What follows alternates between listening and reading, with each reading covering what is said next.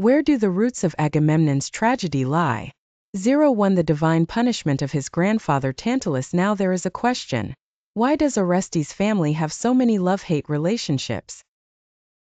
First, the father kills the daughter, then the wife kills the husband, and then the son kills the mother. These are all heinous acts in human society, acts of murder among close kin. Why are there so many incestuous events in this family? We must trace back to the story of Agamemnon's grandfather. Agamemnon's grandfather was named Tantalus, the son of Zeus and the goddess Plouto. Plouto means wealth. Zeus united with her and had this son. Tantalus cannot be considered a deity because his mother was not a great goddess, so he lived among mortals. However, his father favored him. Zeus often invited Tantalus to Olympus to feast and celebrate with the gods. Thus, although Tantalus lived among mortals, he had visited the realm of the gods and tasted their food.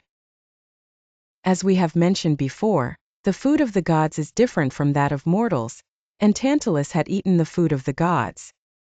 He often returned home to boast to his friends that he had been invited by Zeus to the heavens and had dined with the gods. He took great pride in this, becoming arrogant. He even committed a highly disrespectful act towards the gods, saying, "I have dined with the gods, there is no difference between them and me. I will test the intelligence of the deities and see what distinguishes those lofty gods from me." He invited the gods to his home, hosting a banquet for them, but the ingredients of the dishes were different.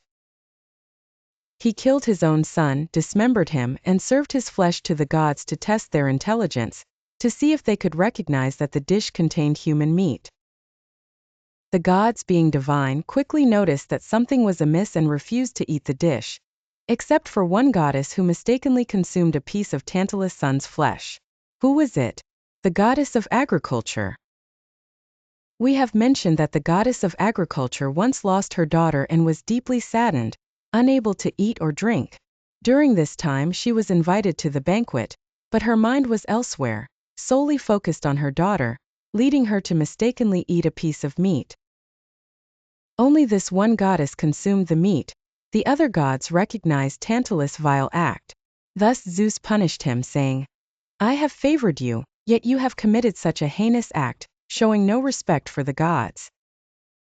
To punish his son Tantalus, Zeus condemned him to stand forever in water, with a fruit tree behind him, unable to move. When Tantalus was extremely thirsty and looked down to drink, the water receded, and he could never drink. When he was hungry, delicious fruits hung above him, but when he reached for them, they rose out of reach. So he could neither drink water nor eat fruit, eternally suffering from unbearable hunger and thirst. This was the punishment from the gods. Looking back, the son who was cooked into meat was named Pelops. Pelops is also a significant figure in Greek mythology. After the gods discovered Tantalus' wickedness, they quickly restored life to the child who had been cooked. Unfortunately, a piece of meat had already been consumed.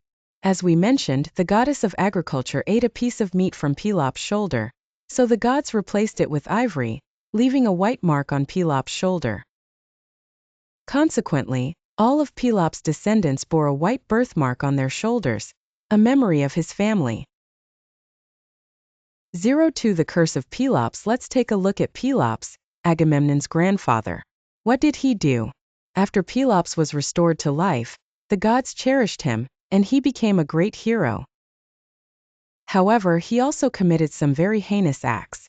Once, Pelops fell in love with a king's daughter and wanted to pursue her as his wife.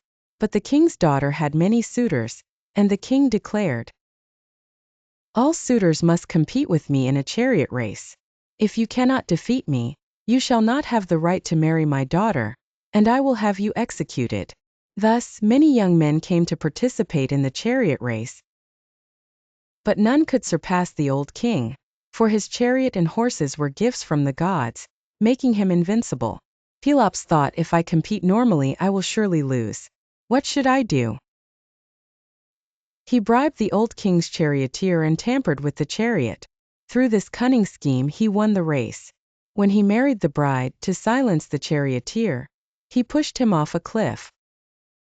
As the charioteer fell, He uttered a fierce curse, saying, "Pelops, for treating me this way, I curse your descendants to be forever punished, and may your family be filled with unjust marriages, incest, and hatred among kin."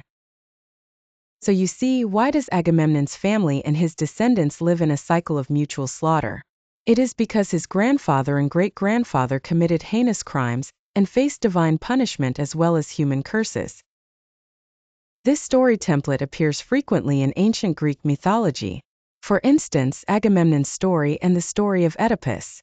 We all know that Oedipus committed the sins of killing his father and marrying his mother. We will have a special episode dedicated to Sophocles' Oedipus Rex, where we will encounter this story template again. The heinous sins of the previous generation bring curses that affect their descendants. Thus, the house of Agamemnon is filled with bloodshed, murder, incest, and betrayal.